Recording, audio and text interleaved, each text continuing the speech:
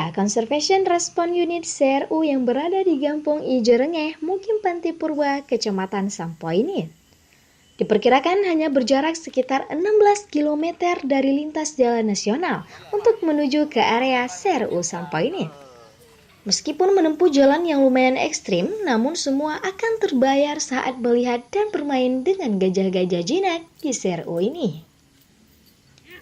Dimulai dengan melihat gajah yang dimandikan hingga naik dan berkeliling dengan gajah-gajah tersebut. CRU adalah alat utama mitigasi konflik satwa dengan manusia, menjadi garda terdepan dalam upaya komprehensif program perlindungan dan pengamanan hutan di tingkat masyarakat.